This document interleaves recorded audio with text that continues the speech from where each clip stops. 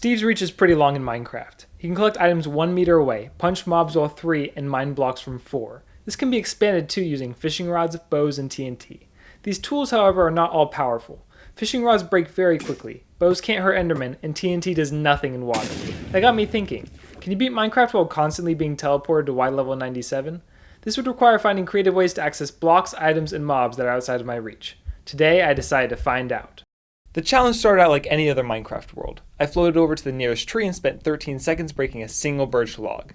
This is a weird quirk of the data pack. Because I'm constantly being teleported, Minecraft thinks that I'm falling, so it takes me 5 times as long to break blocks. Though this is annoying, it isn't the true difficulty with the challenge. To beat Minecraft, a necessary step is entering the Nether, which requires a lava pool. Unlike in a normal world where players can access lava at lower levels, I can only access blocks between 93 and 103. This level holds less than 0.08% of the world's lava, so the journey could take a while. The first day was uneventful. Most of it was spent getting basic stone tools, but that night I killed 2 spiders. This gives me enough string to make a fishing rod, which I can use to collect items outside of my reach. The next day, I found a patch of iron that was slightly below me, so, though I could break one of the ores, I couldn't pick it up. Instead, I used the fishing rod I'd crafted to reel the iron to me. It might take some practice to get the hang of this thing. Carefully grabbing another iron patch took the rest of the day, but I was soon back on the road. Well, sky. Since it was night, I killed an Enderman, collected his pearl. This is another essential tool. Used my water bucket to collect iron, and traveled thousands of blocks looking for a lava pool.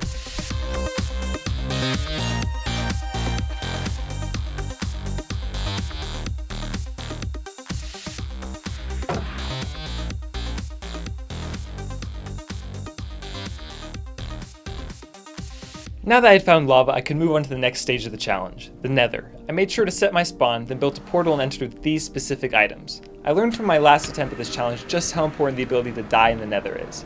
I got stuck mining netherrack with my fist, so I brought the magma blocks to easily move items from my base to the Nether. Now to find the fortress. Introducing a challenge so easy, a Xander can do it. Okay, And now what's your now- plan on finding the Nether fortress, Xander? This is gonna suck. Look at this spawn. What Xander is lamenting about is called the Nether's painful, impractical natural generation, or ping problem. You see, the Nether is built incredibly poorly. Because it is generated like one large cave, players have to constantly move between high and low terrain to effectively navigate it. While this greatly slows down the average Minecraft playthrough, it does even worse for me. Instead of taking advantage of the areas where the Nether has air, I just have to mine. Aimlessly digging until I hit a fortress was not going to work with my slow mining speed, so it's a good thing the pie chart exists. The pie chart is an overlay in the F3 screen that tells the player what entities are within the render distance. It isn't all that useful by itself, but by manipulating that player's render distance and position, it is possible to pinpoint the exact location of these entities. To find the fortress, you need to start by setting the pie chart. Here you want to decrease your render distance all the way, then increase your render distance, then pushing the number of keys associated with tick and then decrease your render distance by 1 and travel in all 4 cardinal directions. Then just travel in that direction for the correct number of chunks and repeat the process, this time to find your X coordinate. The mob spawner is right through this solid chunk of basalt delta. Could I get a second opinion, please? Well, that's 41 minutes of my life that I'm never getting back. It didn't take long for me there to find the fortress, but I soon discovered another problem. Blazes weren't spawning, and when they did, they despawned before floating up to me. I concluded that the structure was too low in the world and set out for another one.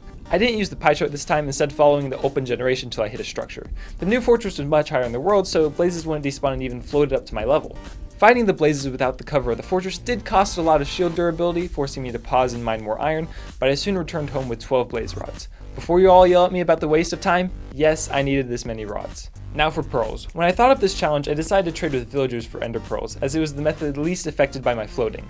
Unfortunately, I forgot that fact in the Nether, wasting my time hunting endermen and trading with piglins. Anyways, once I returned to the overworld, my memory returned and I got to finding a village, kidnapping 2 villagers, transporting my new business associates home, and mining 641 logs to trade for pearls.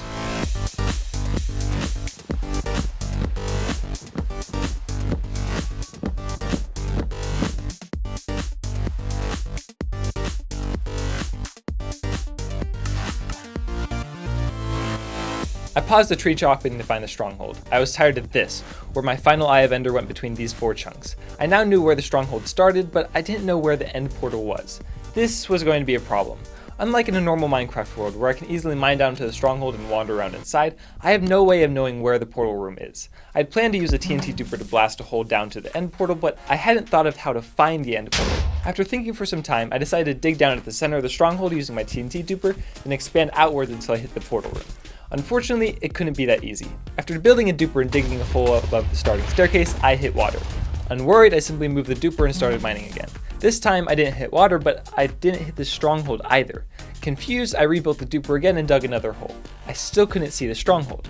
I should have hit the stronghold by now, as it generally sprawls out in all directions from the starting staircase. That's when I realized the stronghold must be too low in the world to reach with TNT. Remembering how well finding a new Nether fortress worked, I decided to gather my things and go looking for another stronghold.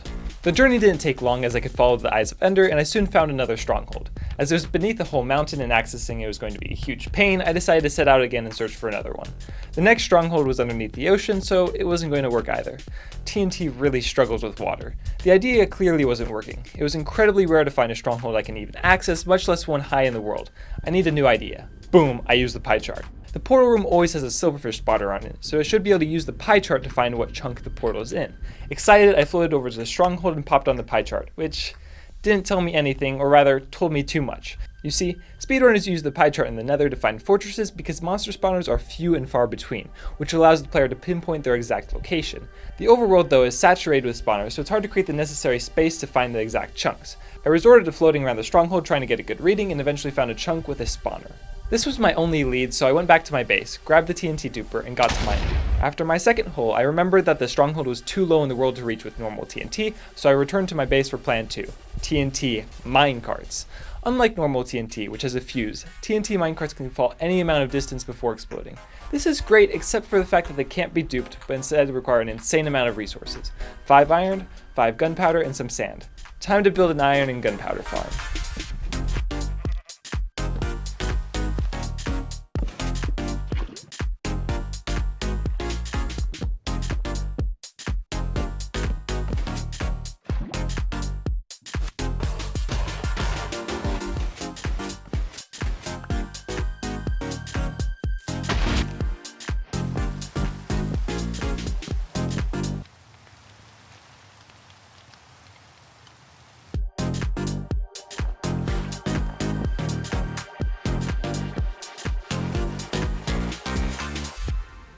After spending days getting TNT minecarts, I was finally back at the stronghold digging holes. In no time at all, I hit the stronghold. See that? Those couple pixels are stone bricks. It didn't appear to be the portal room though, so I moved on to the next hole and dropped a lot more TNT minecarts. This time I actually hit a hallway, so in order to get a closer look, I threw an ender pearl. Did you see that?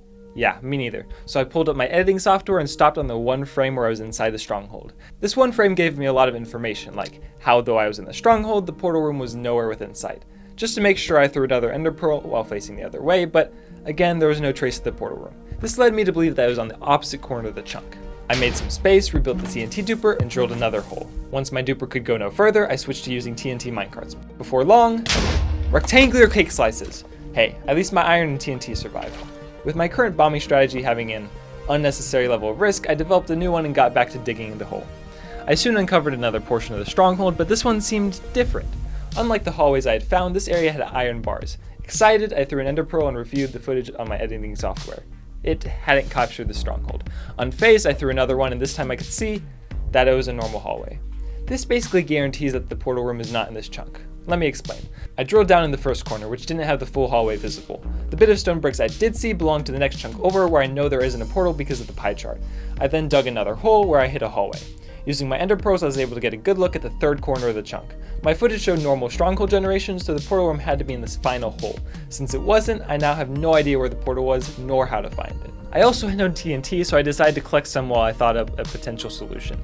I mainly needed sand, so I went looking for a desert. The one I found was too low for me to reach, so I used TNT to blow up the sand and a fishing rod to retrieve it. The whole trip took 2 days and got me 11 stacks of sand. I hadn't thought up any groundbreaking ideas though, so I decided to make sure the portal wasn't in the chunk. I built the TNT duper. I blew up the area. I switched to TNT minecarts. I uncovered more of the stronghold. I saw that it wasn't the portal room. I tried digging a hole at the starting staircase. I hit water. I cried myself to sleep. The next 2 hours were the darkest of my Minecraft career, which isn't saying much as this is just a video game and has no effect on my real life. I returned home. I AFK'd at the farms. I traded with my villagers. I lost my eyes of Ender. I started hallucinating. I found my eyes. Through it all, my brain was hard at work trying to conceive some way to find the stronghold. Nothing came to mind. Maybe if I had all the time in the world, I could mine out the whole stronghold, but I'm just a normal guy. I'm not a Minecraft YouTuber. I don't have time in my life to play Minecraft for 8 hours a day. The challenge then must be impossible. No, I won't let it end like this. There is one idea. An idea that has plagued me since I started looking for the Stronghold. An idea that will turn half the comment section against me, saying I cheated. An idea that has ruined countless worlds despite the best intentions. I would not let it fail. Carefully, knowing the gravity of the word I was writing, I typed a command. This changes everything. Throughout this whole challenge, I've struggled to find the resources I've needed. There are a decent number of lava pools within my reach, but I didn't know where to look for them, resulting in a 7-day journey. The first fortress I found was too low in the world, which wasted another 3 days of my time. I didn't know where the portal room was, and farming the TNT minecarts took 37 days. Finally, instead of aimlessly looking around, I know where my objective is. I don't have to search any longer. Now, it's time to mine. After collecting everything I would need for the Ender Dragon fight, I headed over to the Stronghold to dig one final hole. It was almost sad to build my TNT duper for the last time. Every activation was leading me closer to the next step. I shouldn't have said anything. Fortunately, I wasn't digging in the right spot, so if I mine another hole really carefully, I should be okay. Trying to mine the hole while simultaneously keeping the water at bay wasn't working, so I used the same solution I used when my Nether fortress wasn't working. Running away from my problems in favor of an easier trial. I needed a stronghold that was clear of water, so I used my world seed to find one, packed up my items, and traveled over there. Once I got to the new stronghold, I dug to the correct coordinates, made some space using explosives, and built a TNT duper. If you're wondering why this duper looks different than the other ones, it's because they get kind of finicky with orientation and none of the orientations worked. Shout out to Craft Tech, this one worked first try. I drilled down as far as the TNT duper would go, then used TNT minecarts to mine it the rest of the way. That, ladies and gentlemen, is an end portal. Now I just need to fill in the eyes. How am I going to do that? Ender pearls. How the stated pack works is that it constantly teleports me to Y level 97, making me float here. However, that also means that when I throw an ender pearl, I instantly get teleported back into the sky. Or do I? You see, just like when I took the pictures to get a better look at the stronghold, I have one tick between when my ender pearl lands and when I get teleported, which is just enough time to place a block, pick up an item, or use an eye of ender. This gets complicated though by the fact that the eyes of ender are not like blocks. They can be used even when I'm not by the portal frame. This means that I need perfect timing to place the eye of ender in the 19th of a second where I'm touching the ground. Perfect timing, or perfect technique. You see, Minecraft has an interesting mechanic where switching your mouse control onto a keyboard input leads to that control being spammed. Sort of like how pressing and holding a key in Google Docs leads to that letter being spammed. Thus, by pressing and holding the use item button on my keyboard, I can instantly place any item that I pick up, all in a fraction of a second. Combine this with the dropped eye of ender and a throw an ender pearl, and you get an eye of ender placed in the ender portal. Now I just have to do this in the actual world. I quickly dropped the eye of ender down using the ultimate drop technique.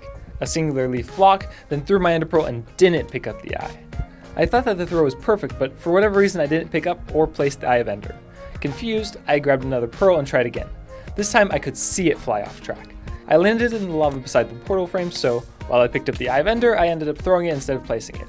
Oh, and I burned to death. Undeterred, I dropped another eye of ender, lined up another ender pearl shot, and missed. I lined up another ender pearl shot and placed my first eye. Though it felt great to know that the challenge was in fact possible, I couldn't start celebrating too soon. Getting that one eye had cost me a total of 6 ender pearls. If this was the norm, I would quickly run out, so I began developing a solution. The first thing I did was throw a couple ender pearls and pause the game to look at their flight trajectories, but what I found out worried me. The first pearl I threw was definitely crooked, so I wasn't worried about not picking up the eye. However, on my second throw, the ender pearl had what looked like a perfect trajectory and I still didn't pick up the eye. At this point, I decided that my ender pearl throws must still not be accurate enough, so I hopped into a test world and designed a machine that would let me throw ender pearls with pinpoint accuracy. It's literally just 5 blocks of water. Back in the actual world, I quickly built the machine and tested it out. It worked perfectly. Excited, I moved the aligner, dropped an eye, and threw a pearl. I didn't manage to place the eye down this time, but it still worked. I just needed to do it one more time. After realizing that the flowing water was the problem, I quickly patched up the hole in my machine. One more ender pearl, one more success. Unfortunately, my luck couldn't continue. After breaking and rebuilding my aligner, I dropped the eye of ender as usual and threw my ender pearl. This time though, I didn't manage to pick up the eye of ender. Confused, I threw another ender pearl, but again, I didn't pick up the eye. Thinking the eye must have despawned, I dropped another one, but pearl after pearl I kept failing. I knew the eye was there since I had increased my render distance and could now see it, but for whatever reason I wasn't picking it up. Back in the testing world, I learned that eyes on the edge of blocks can be collected more easily, so I came up with the advanced item drop. It's literally just me dropping an eye of ender on the edge of a block. I then threw another ender pearl, but it failed. Thinking that the eye had despawned, I threw another one down, but realized the items were simply invisible again. I'd reduced my render distance to deal with lag. I then threw 2 more ender pearls, which both failed, so I hopped on my testing world. This time I would figure out what exactly was the problem. Oh, I just have to elevate the item 1 block.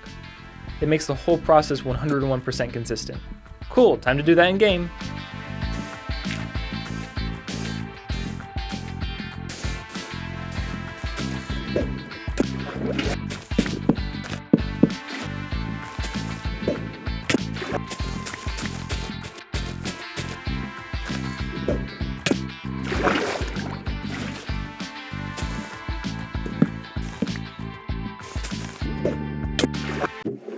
After finally figuring out the perfect technique for filling in the eyes of Ender, I ran out of Ender Pearls. Oh well, I guess I'll just have to spend more time at the iron farm. The trip back was boring, and getting the pearls was boring too, so here's where I tamed a cat. More responsible pearl fetching, but oh my goodness, a black cat? I'm in luck! Oh look, 13 Ender Pearls. I guess it's time to return to the Stronghold. I made sure to grab my black cat and anything else that might be useful for the dragon fight, then on the sunset of day 106, I set out to kill the Ender Dragon. On day 107, I returned to the Stronghold. After filling in the rest of the eyes of Ender, I grabbed my younger brothers, blew up the sand that was in the way, and took a deep breath. 107 Minecraft days, 37 real-life hours had led up to this moment. Let's do this.